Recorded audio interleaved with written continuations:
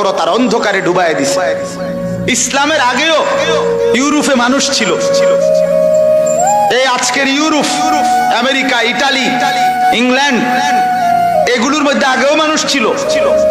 সেই মানুষগুলো শোষণের জাতাকলে নিষ্পেষিত ছিল। আমি আলহামদুলিল্লাহ পাই ইতিহাস পড়ছি, একটা একটা লাইন ধরে ধরে, একবার না বারবার। ইসলামের আগে অন্ধকার ছিল, অন্ধকার। পড়ালেখা ছিল। সক্রেটিস এর আগে, প্লেটো এর আগের মানুষ, অ্যারিস্টটল, রাসূলুল্লাহর আগে।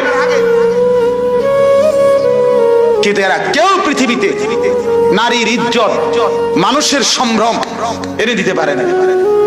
যেদিন আল্লাহ তাআলা বলছে, বন্ধু ইকরা বিসমি রাব্বিক, রবের নামে পড়েন, আজ থেকে আমার পড়া পড়েন, আজ থেকে আমার কালাম পড়েন, আজ থেকে আমার কথা পড়েন। সব পড়ায় নিস্তব্ধ হবে আমার পড়ার বরকতে, আমার কালামের বরকতে গোটা পৃথিবী আলোকিত হবে।